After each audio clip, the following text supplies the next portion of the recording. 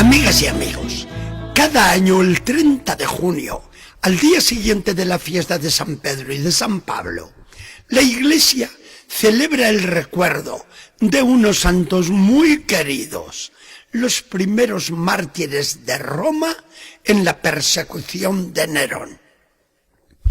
Hacía 30 años que en Jerusalén había muerto a pedradas el primer mártir de la Iglesia, San Esteban.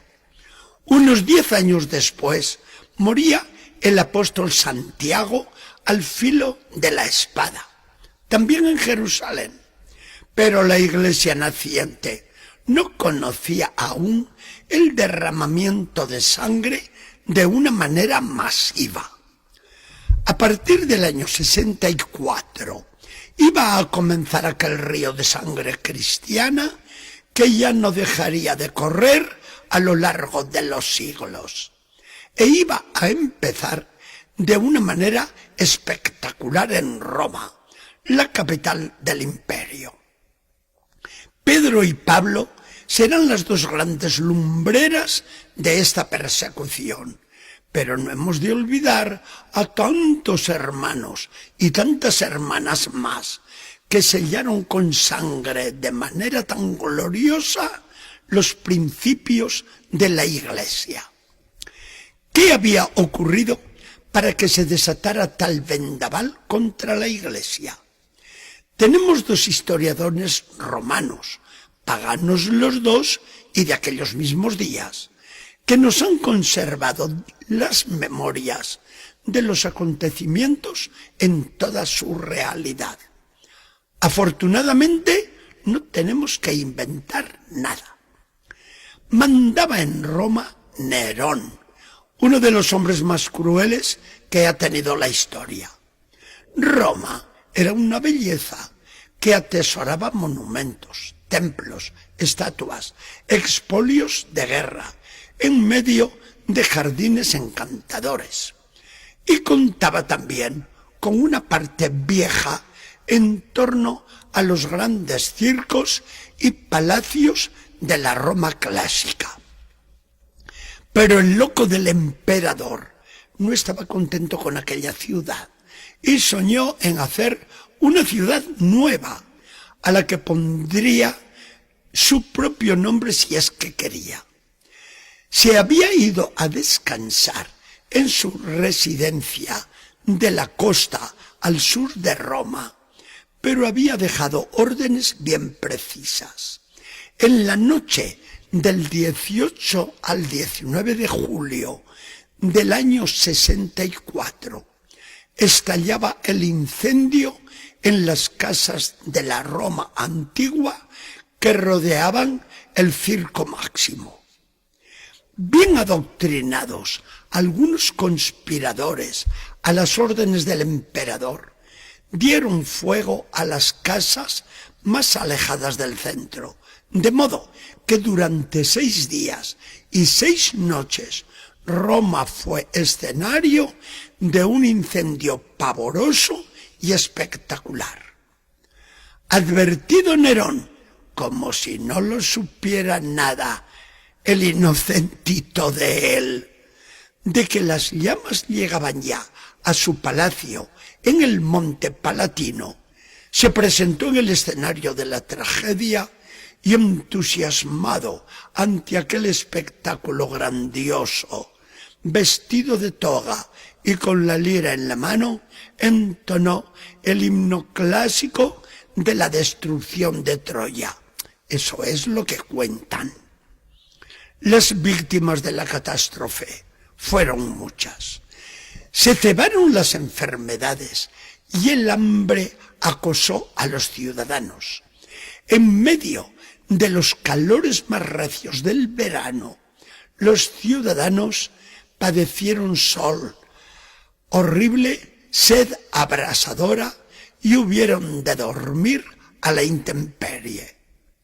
Pero pronto saltó la pregunta entre la gente aterrada: ¿quién ha causado este incendio? ¿Casualidad? No. Y empieza a correr el rumor certero y bien fundado el emperador ha sido el emperador. Nerón, para disimular, ordena de inmediato la reconstrucción de la capital del imperio. Hace atender a las innumerables víctimas, reparte regalos y dinero en cantidades fabulosas, aunque para ello haya de empobrecer a tantas provincias con impuestos insoportables. Sobre todo, se empeña en buscar una cabeza de chivo expiatorio que le viene sugerido bien pronto. Los cristianos, esa secta tan criminal, convicta de odio a todo el género humano. Fue su fundador un tal Cristo, ajusticiado por Poncio Pilato en Palestina, y se ha extendido por todas partes, llenando al imperio de infamia. Son palabras que Nerón aceptó a la primera y le vinieron estupendamente bien para empezar una persecución atroz que se iba a extender a todo el imperio, aunque en nuestro lenguaje la hemos circunscrito siempre a Roma. La consigna era: los cristianos tienen que desaparecer.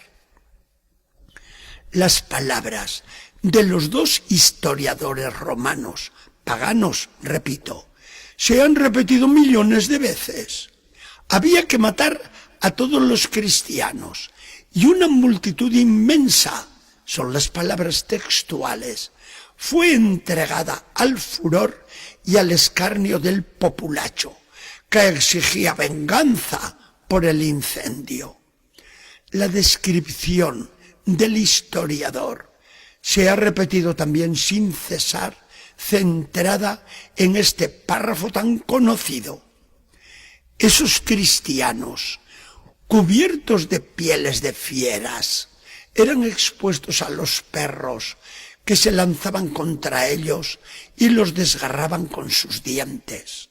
Otros, levantados en cruces y untados de pez, eran encendidos a manera de antorchas, apenas faltaba la luz del día.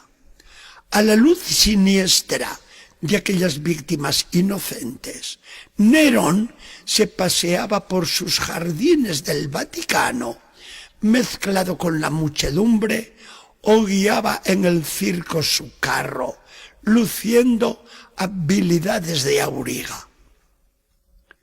Quien sucedió más tarde a San Pedro en la cátedra de Roma como obispo, San Clemente, califica con horror las deshonras espantables e impías que infligieron a las mujeres cristianas.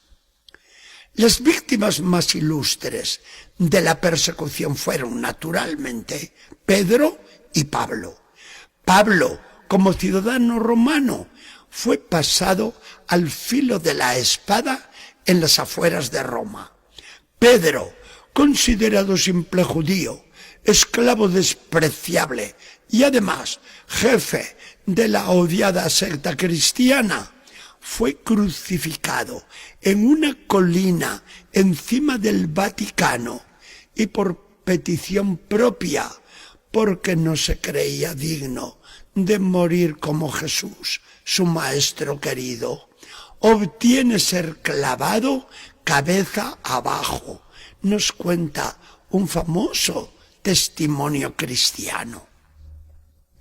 Siempre nos han gustado mucho las historias de los mártires, las cuales empiezan con esta de los protomártires de la Iglesia de Roma, que marcó de manera imborrable la historia de la Iglesia. Los confesores de la fe que les sigan en los 3 siglos de persecución en el Imperio Romano y todos los demás a lo largo de los milenios se mirarán en ellos para ser dignos de aquellos incomparables testigos de la fe. Queridos todos, que Dios, por sus santos, nos proteja. Gracias por su atención.